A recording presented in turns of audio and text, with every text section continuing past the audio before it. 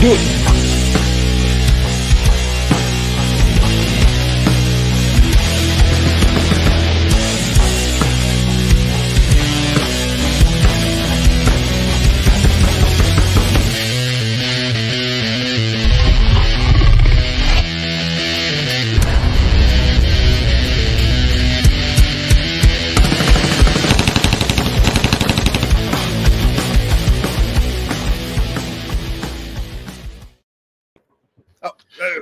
Hello, everybody. Yeah, welcome to Plastic Profiles.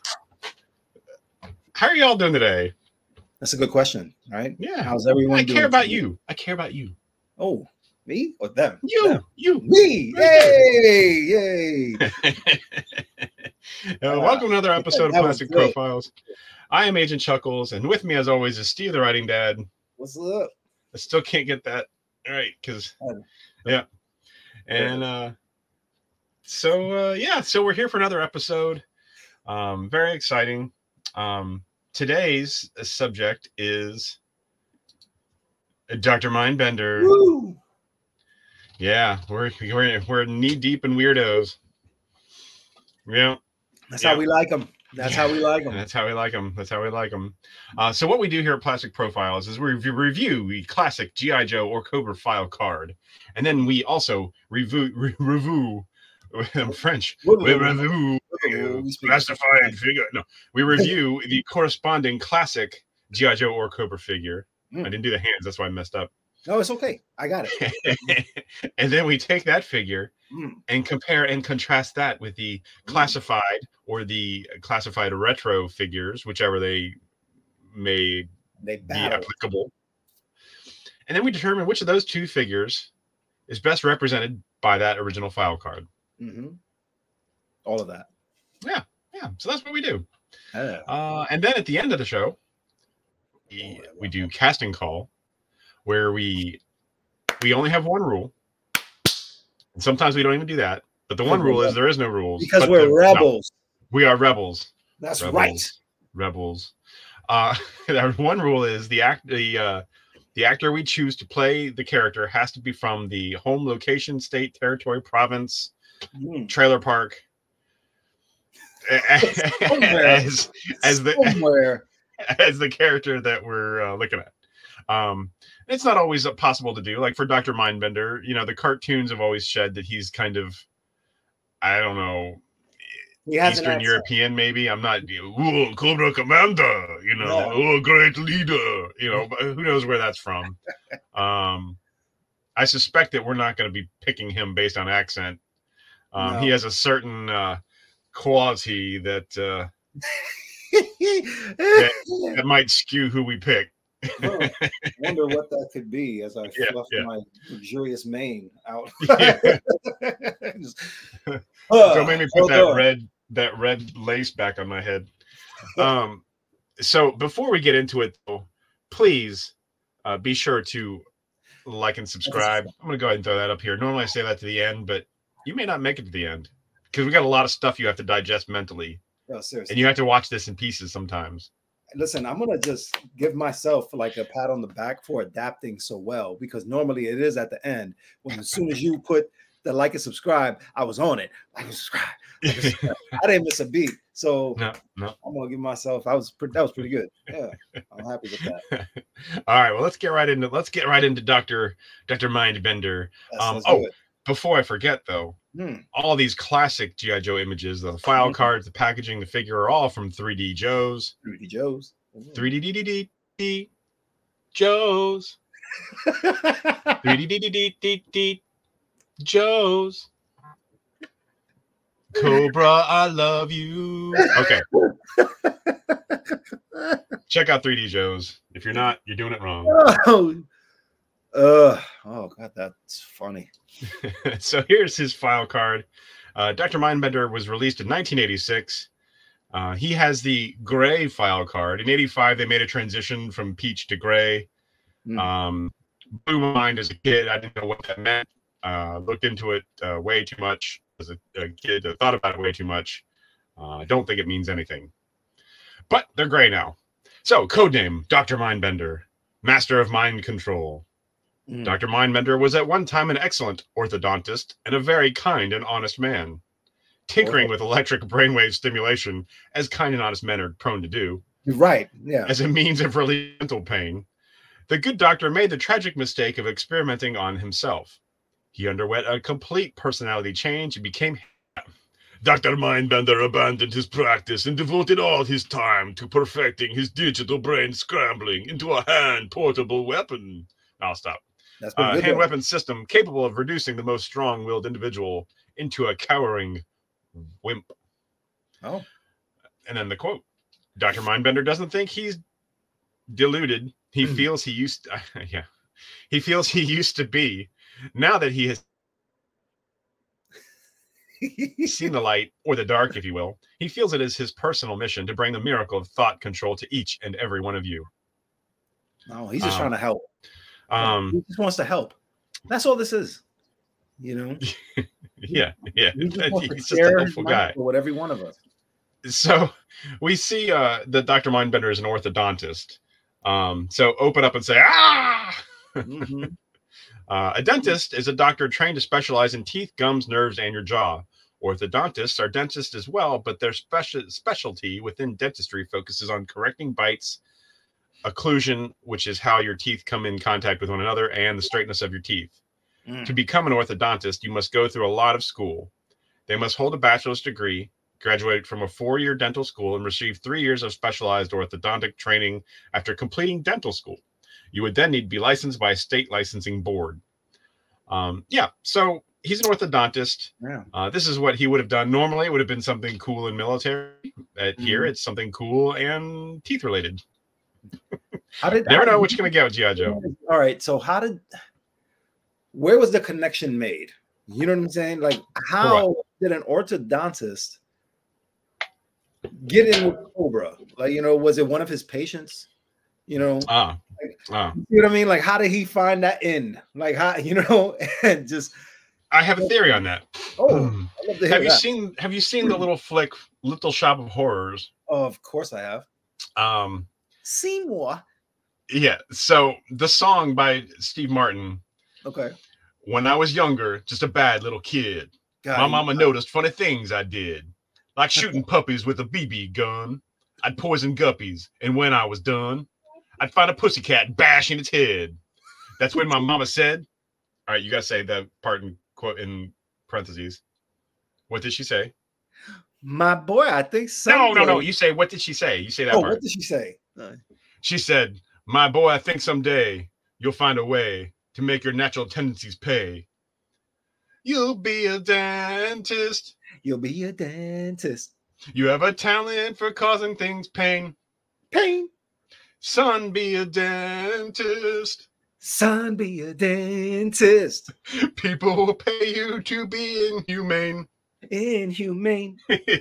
Your temperament's wrong for the priesthood, and teaching would suit you still less. Son, be a dentist.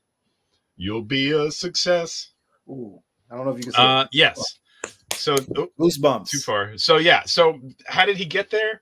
I think he was a different individual as a kid. Huh? Maybe he grew out of it a little bit, and I think that the little shocks to his gray matter brought in some already there tendencies. All right. You ever seen it, just like in Little Shop of Horror, that scene, C. Martin is always still with me when he took that first hit of nitrous gas. Yeah. He goes like that. Now he's ready. Let's get on with this surgery, bro. Let's get some dentisting on. So here's his 1986 packaging. We see in 86 they went with the digital explosion in the background. There was also a promo for a free action figure body transfer, so you could get a sticker of your favorite Joe or Cobra and put them wherever you want, probably right before a school picture. That's right. And yep, here is the classic breakdown. He's like, yeah, was it on the wrist? Was it on your neck? Yeah, forehead. No, I didn't do that, but no, I'm sure somebody did. I always want to see what the Cobra Viper looks like right here. So Dr. Mindbender came with a prod with cable. He came with his generator, which is described in the file card. He came with a pistol. He also came with a pistol molded to his leg. And he came with a cape that had a sweet cobra bedazzled on his back. Nice. Yeah, very cool. You got style. One thing I'd like to note about Mindbender is, yeah, he does seem to have defined muscles. I wouldn't call him ripped. All right. A lot of times he's portrayed as being like strongman looking, and I just don't see that for him. Okay. I feel like he's a way more interesting villain if he's shirtless and not super ripped, like average guy looking. I feel like he's way scarier as an average guy. See, I'm on the other side of that. Yeah. Yeah. Here's the reason why is because when you talk about his technology and the mind control, digital simulation, he spent years perfecting his digital tool. You don't think that he tried to make himself the best version of himself? So at that point, not only is your mental capacity important to be intimidating, but you want your physicality to match that. So I think that be something that he would have, really took into effect on that side. Okay. I see that point. I just don't see it in his arms. It's maybe he does a lot of sit-ups or something. Maybe he does Bruce Lee's electric stimulating, it's like doing 1,000 crunches. And then just flabby wings. Flabby arms. Yeah. Dr. Arm Flabber. Yeah. Pardon me. So then we get into the classified Dr. Mindbender, who was an exclusive figure, I believe again, SDCC, I think. It's got the Cobra DNA logo, and then you turn it around, and then that's the back of the box with an awesome picture with a lot of different scenes there of Dr. Mindbender's, excuse me, that classic scene with a lot of different Dr. Mindbender, I don't know, his greatest hits, I guess you call it. You can see him there with the different rulers for Serpentor all in their little tubes. Yeah, so there we go. That's neat. Oh, the classic artwork is by Dave Raposa. You can find him on Instagram at Dave Raposa. His website is Dave Raposa. It's right in the middle of it. Dave Raposa. The slide button is right in the middle of it. I can't tell what that says. You can see it. I got it. Yeah, there you go. Don't worry. I got it. There you go. I didn't say I remembered all these things. So what does he come with? He has his prod with cable. He does have a pistol. He has cartridges for his little DNA gathering gun, so you can plug those in. Nice. He has a brain. There comes with a brain that you can keep in a jar. Ooh. He's got a skull with around his eyes. There's a severed hand. He has a cape. Now there is no DNA or Cobra logo on the back of his cape. It's just black cape. He has the DNA sucker, the gun thing, and then he's got storage jars for the hand and the brain and the skull and all that to go into. So it gives you a few accessories for your own mad scientist laboratory. I'm sorry. He's a DNA sucker.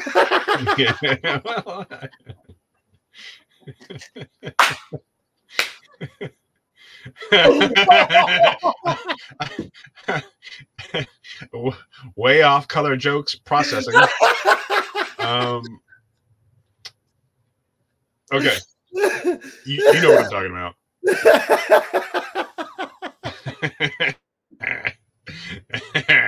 Okay. All right. So,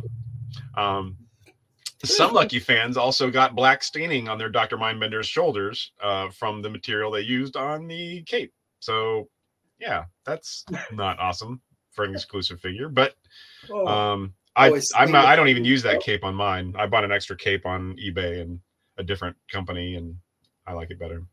Okay. So it was stained the actual figure. It stained the plastic on his. I think the first batch did. I think they did a second run that maybe doesn't have it, but the first batch had staining here. Okay. Yeah.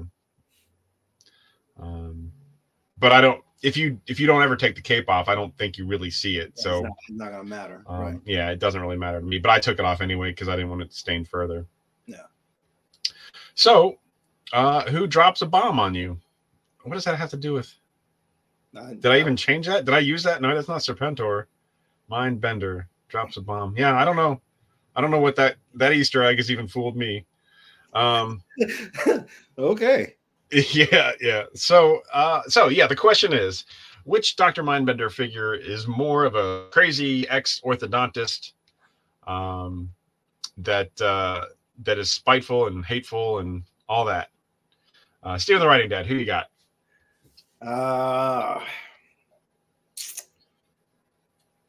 You know, I was all on board with the classified figure.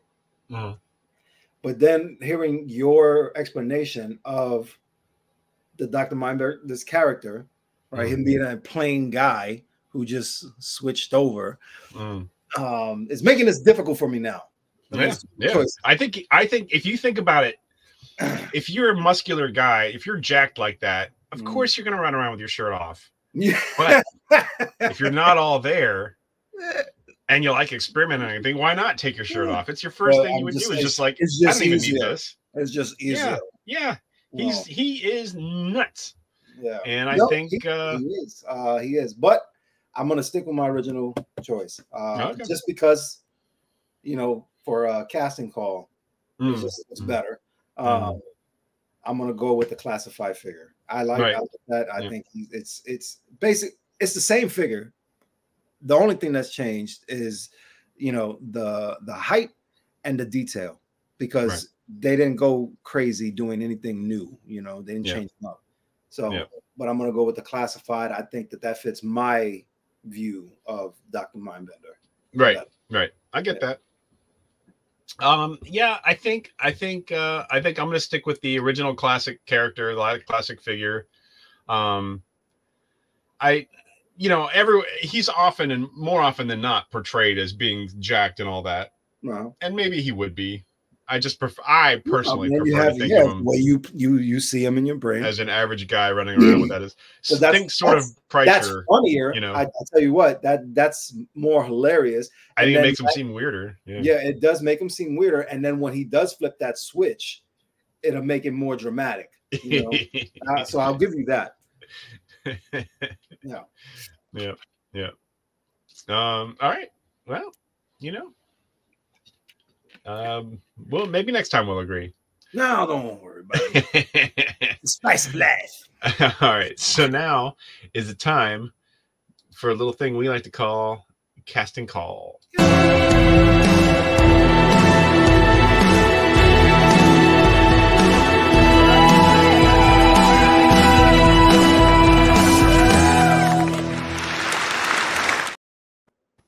So again, what we do here on Casting Call is we pick an actor or actress. Actress.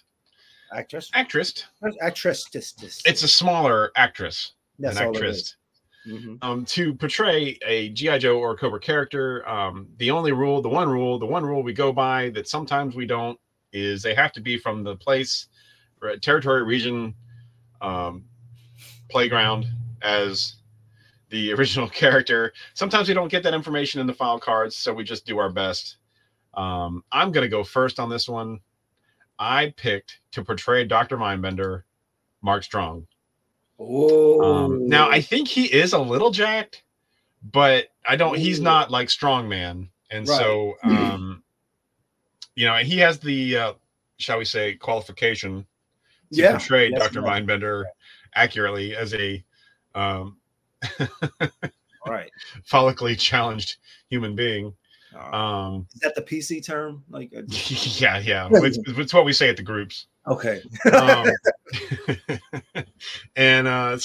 that's who I picked. Who do you have portraying Dr. Mindbender? Me. I always do this. This is my guy. Yeah, let's see him. Brett Azar. Oh my gosh. Okay. No. You may not know him, but that's quite the picture. That's him, the Iron Sheik. He plays the Iron Sheik on the Young Rock. So that's the actor that does it. So immediately when I looked at the figures, I was like, no, the dude that plays the Iron Sheik. You know what I'm saying? Him, you know. I don't know what I was expecting, but I didn't already expect to see Dr. Mindbender looking at me. Hello there. It just nonchalant. Hey, how are you doing?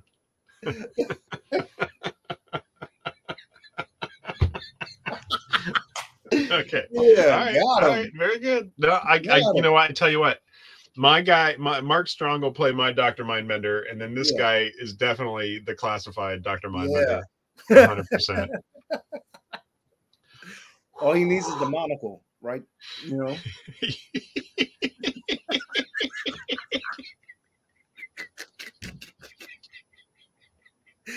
Wow. Wow. Oh. Whew, whew, whew. That's a good one. That's a good one. All right. All right. Well, so there we go. Yeah. We learned a little bit about Dr. Mindbender. That's what we did. And he is an orthodontist. The logo and the thumbnails for the American Association of Orthodontists. That's an official logo for them. Sweet. If you're wanting to cosplay as an orthodontist, you'll want that, I suppose. So anyways, so that's the show. So far, this is the time of the show where Steve, who if you find him on the social medias, you'll find more long form tips and tricks. But for us, I said that wrong. Yes. Yeah. Hey, here's Steve. He's going to talk.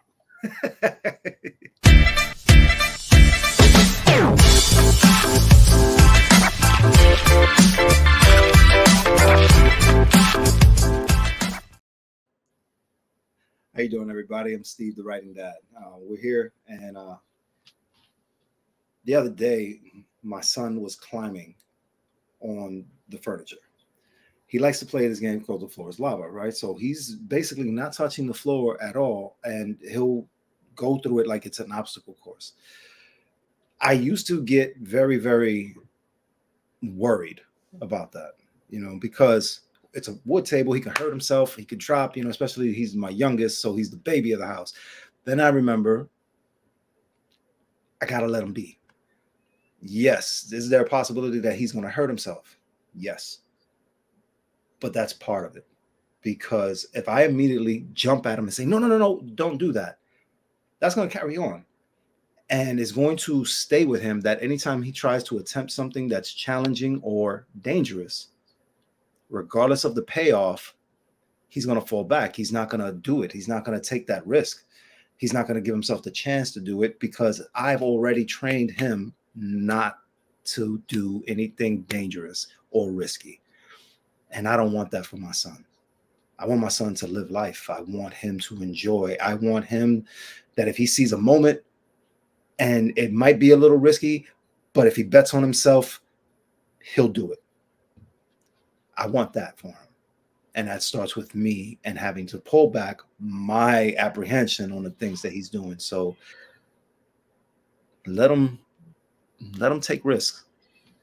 Don't be so quick to pull them back to try to keep them safe, because the world is not a safe place all the time. And they're going to need to know how to navigate it when we're gone. And that's my tip for you. All right. Awesome. Very good. Yeah. Floor is Lava. Yeah, man. He loves it. He loves it. Underrated game. Oh, yeah. We watch it on Netflix. Yeah, I was going to say, isn't there a show? All the time. All the time. That's his favorite show, man. But it's cool. The kid is all over the place. All right. Well, that is the conclusion of our show. If you enjoyed it, please be sure to like and subscribe. We really appreciate it. It really makes us feel all tingly and glowy when I see a new subscriber. Yeah, I cuddle up my phone. Someone else likes full of nougat. That's what it feels like. Hits me right in the nougats.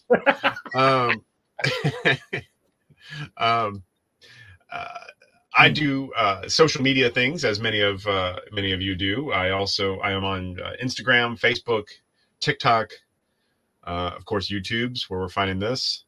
And sometimes I take toy pictures. Sometimes I talk about this. Sometimes I talk about other things. And you can find that information there. And the links to them will be in the description below. Steve, why don't you tell us about what you've got going on? Come to thewritingdad.com. There you can get a lot more information about what it is that I do in my YouTube channel and my social medias. And it's just about being a dad and building a community from that standpoint. So give me a shout out on thewritingdad.com. See me on social media and also on YouTube at The Writing Dad Show. All right. Awesome. Well, thank you again, everyone. I hope you enjoyed it, and we'll catch you next time. Yo, Joe. Yo.